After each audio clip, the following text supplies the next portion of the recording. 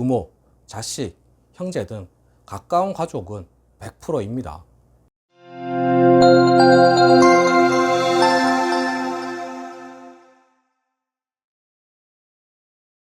안녕하세요. 노태우 변호사입니다. 개인의 생의 장점은 여러 가지가 있는데요. 그중 가장 중요한 장점은 채무를 탕감받을 수 있다는 데 있습니다. 개인의 생은 월 소득에 기초해서 진행되는 제도이기 때문에 채무의 탕감이 가능합니다. 아주 간략하게 말씀드리면 월 소득에서 최저생계비를 뺀 금액을 3년에서 5년 동안 납부하면 남은 채무는 탕감받을 수 있는 제도가 바로 개인의 생입니다. 제가 올려드린 영상 중에는 변제율이 법정 최저 변제율인 3% 또는 7%, 8%, 10%였던 사건들을 소개해드린 것들이 있습니다. 그런데 반대로 변제율이 100%였던 사건도 물론 있습니다. 오늘은 변제율이 높을 수밖에 없는 케이스, 채무를 탕감받기 어려운 케이스에 대해서 말씀드리고자 합니다. 첫 번째, 월 소득이 높으신 분들입니다. 개인의 생은 월 소득에 기초한다고 말씀드렸죠. 최저 생계비는 이미 정해져 있습니다. 월 소득에서 최저 생계비를 뺀 금액이 변제금입니다.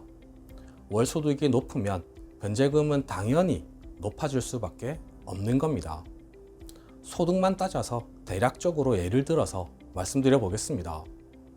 2024년 기준 1인 가구 최저 생계비를 대략 134만 원이라고 하면 월 소득이 200만 원이면 200만 원에서 134만 원을 뺀 66만 원이 월 변제금이 되는 겁니다. 월 소득이 300만 원이면 동일한 계산 방식에 따라서 166만 원이 월 변제금이 되고요. 월 소득이 500만 원이면 366만 원이 월 변제금이 되는 겁니다. 월 소득이 높아지면 그만큼 월 변제금은 높아지고 이에 따라 변제율도 높아지고 탕감률은 낮아지는 겁니다. 그런데 사실 월 소득이 높은데 개인의 생을 진행하는 경우는 흔하지 않습니다. 지금 말씀드리는 내용이 실무에서는 더 자주 발생합니다. 두 번째, 청산가치 보장의 원칙과 관련된 내용입니다. 이 부분은 크게 두 가지 경우로 나눌 수 있습니다. 첫 번째는 보유하고 있는 재산이 많은 경우입니다. 청산가치는 채무자가 개인의 생을 신청할 당시 보유하고 있던 총 재산입니다. 청산가치 보장의 원칙은 채무자가 변제기간 동안 변제하는 총 변제금이 청산가치보다는 많아야 한다는 원칙입니다. 개인의 생의 가장 기본적이고 중요한 원칙입니다. 개인의 생을 할 거면 가지고 있던 재산보다는 많이 갚으라는 겁니다. 따라서 재산이 많으면 많은 재산보다 총 변제금이 더 많아야 하는 거고 채무 탕감은 어려울 가능성이 높다는 겁니다. 예를 들어서 부동산을 소유하고 있는데 부동산의 가치가 1억이다 이러면 총 변제금도 1억이 넘어야 하는 겁니다. 변제기간 3년으로 총 변제금이 1억이 넘으려면 월 변제금은 278만 원 이상이어야 합니다. 변제기간 5년으로 하면 월 변제금은 167만 원 이상이어야 합니다. 청산가치 보장의 원칙은 무조건 지켜야 합니다. 보유하고 있는 재산이 많으면 많을수록 그 재산보다는 많이 변제해야 하고 탕감률은 낮아지는 겁니다.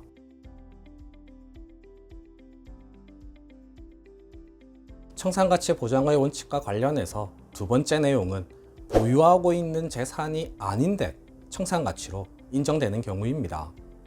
가장 대표적인 경우가 편파변제입니다. 특히 가까운 가족에게 편파변제를 한 경우입니다. 이 경우에는 채무자가 보유하고 있지는 않지만 채무자의 재산으로 인정하고 편파변제한 금액을 청산가치에 반영하라고 합니다. 부모, 자식, 형제 등 가까운 가족은 100%입니다. 가까운 가족에게 채무가 있었다고 하더라도 동일합니다. 다른 채권자들도 있는데 왜 가까운 가족에게만 돈을 갚았냐라는 겁니다. 또 가까운 가족이 아니더라도 일반 개인에게 변제를 하면 이 역시 청산가치에 반영될 가능성이 매우 높습니다. 개인의 생을 앞두고 개인에게 큰 돈을 송금하시면 안 됩니다. 꼭 유의하시고요. 이 내용은 별도로 올려드린 영상이 있으니 오른쪽 상단 링크 참고하시면 되겠습니다. 비슷한 경우는 또 있습니다. 최근 채무의 사용처가 부적절하거나 불분명한 경우입니다. 보통은 1년 이내의 채무를 최근 채무라고 하고요. 특히 3개월 이내의 채무는 더욱 그렇습니다. 사용처를 봅니다. 사용처가 부적절하다거나 불분명할 경우에는 이 역시 청산가치에 반영하라고 할 가능성이 높습니다. 청산가치에 반영되면 당연히 변제금은 많아지고 탕감률은 낮아지는 거죠. 세 번째는 비면책 채권, 즉 우선 변제 채권이 많은 분들입니다. 가장 대표적인 비면책 채권은 자영업자분들에게 있어서 세금과 4대 보험료 등입니다. 이와 같은 채무는 우선 변제 채권이라고 하는데요. 우선 변제 채권은 전액을 먼저 갚아야 합니다. 통상 변제 기간의 2분의 1 이하의 기간에 다른 일반 채권자들보다 먼저 돈을 다 받아가도록 변제 계획이 가능해야 합니다. 우선 변제 채권이 다 변제되고 나서야 일반 채권자들에게도 변제가 되는 겁니다. 이러다 보니 비면책 채권이 많은 경우에는 변제율이 높아질 수밖에 없습니다. 비면책 채권은 탕감 자체가 안 되기 때문입니다. 따라서 개인의 생활을 앞두고 혹시라도 돈이 생기게 되면 비면책 채권부터 먼저 갚으라고 말씀드리는 겁니다. 이에 대해서도 이미 올려드린 영상이 있습니다. 자세한 내용은 오른쪽 상단 링크 영상 확인하시면 되겠습니다. 네, 오늘 준비한 내용은 모두 말씀드렸습니다. 궁금하신 점이 있으시면 댓글에 남겨주시거나 전화주세요. 최대한 친절하게 상담해 드리겠습니다.